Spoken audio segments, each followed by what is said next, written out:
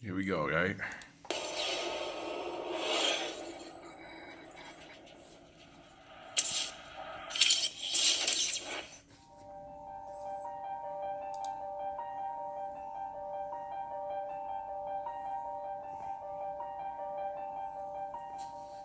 Hey, my name is Victor Marks. It's great to be here with you. This is our first video for YouTube that's instructional. And I want to say thank you to all of our subscribers. And today, I think we're over 12 million views on our channel. So thank you for that. I'm going to be demonstrating how not to get knocked out.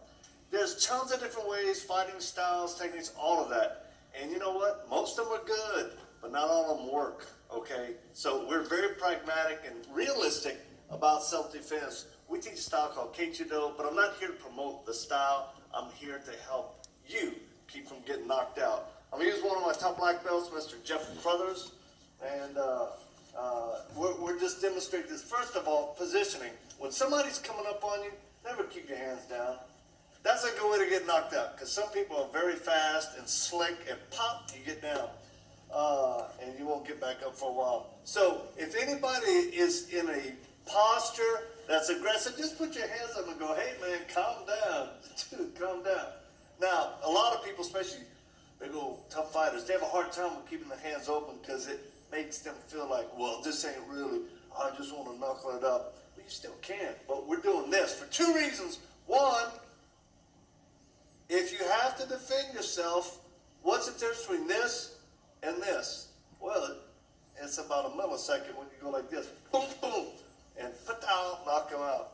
But you need witnesses that are going to say, well, you know, the Smurf grandpa dude, his hands were open, and then, you know, the Black Ranger, Dr. Destroyer, he was just aggressive. So that's what they're going to say in court and on the police report, okay? So we're just being realistic. So, hey, man, calm down, all right? Now, the position of my hands, I'll give you a little different angle. Come on here for a second.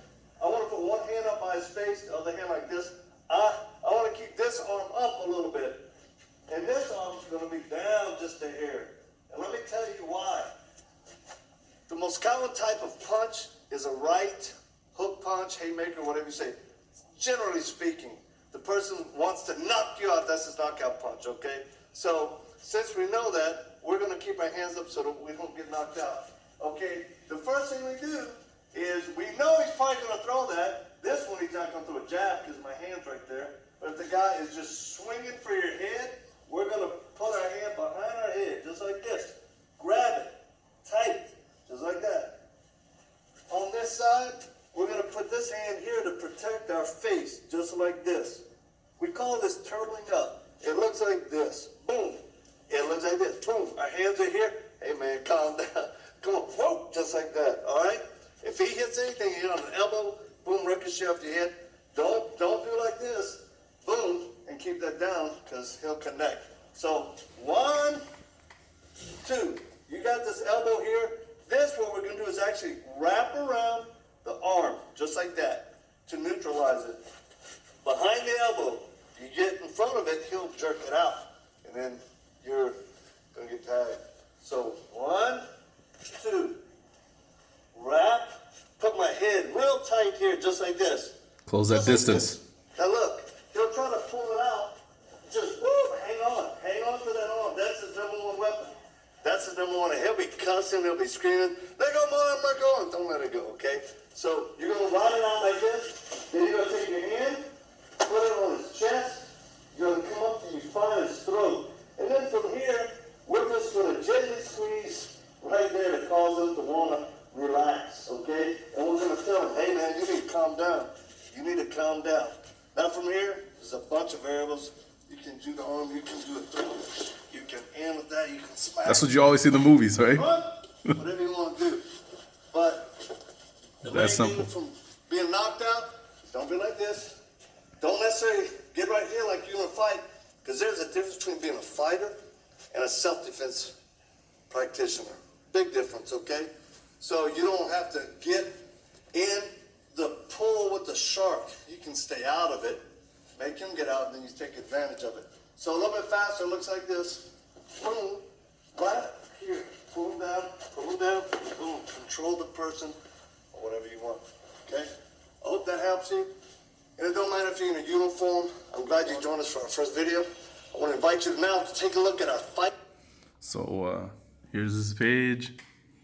If you want to check that out, I mean, I'm being serious. I don't like the way things are going in this day and age. And I mean, I'm watching what they call themselves the RAM, the white supremacist group out in California, and they all like training mad hard on martial arts and how many rounds can they get off their gun and stuff like that. Man, I'm just thinking, I just don't want to, and I'm sick and tired of it. I'm sick and tired of seeing, people of my own race beating on their women, man, and I just want to see, discipline, I guess. That's what I really want. I really want to see my people with discipline and meditation.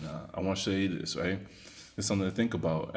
If you do, and I know, people will get on me about the etymology of meditation, but just, I guess, a quiet time, alone time to sit down after you practice this stuff when you're decompressing and you're taking that time to find that solace. Check this out, right?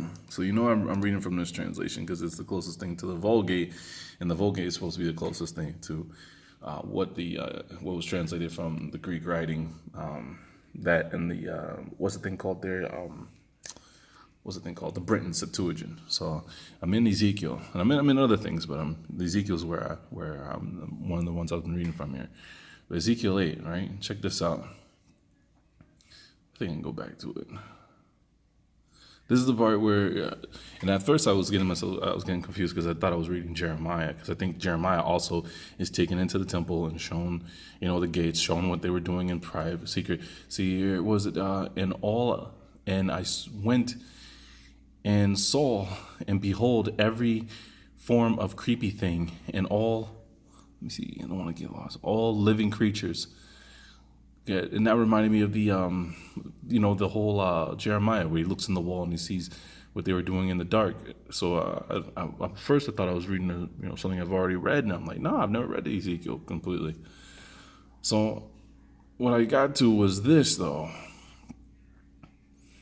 in 14, and he brought me up in by the door of the gate of the Lord's house. Now that's interesting, because the name I'm going to show you also can be looked upon as being the Lord's house. So don't think of it, maybe right away. Watch this. Which looked to the north, and behold, women sat there mourning for Artemis. And I believe, like I said, when I'm reading the other translations, this should be Tammuz. Right? And he said to me, surely thou hast seen, O son of man, but turn thee again, and thou shalt see greater abominations than this. So I'm like, okay, now let me show you this. All the other translations say the same thing. Tammuz. See what I'm saying? It's just this one right here, right? The Dewey Bible. It's the one that says Artemis, Tammuz, Tammuz, Tammuz, Tammuz, Tammuz, Tammuz, Tammuz, Tammuz, Tammuz, Tammuz, Tammuz, Tammuz, Tammuz, Tammuz, Tammuz, Tammuz, Tammuz, Tammuz. It sounds like it got Tourette's, right? All of them, Tammuz. All of them say the same thing. So I'm like, okay, who is this character? Artemis, right?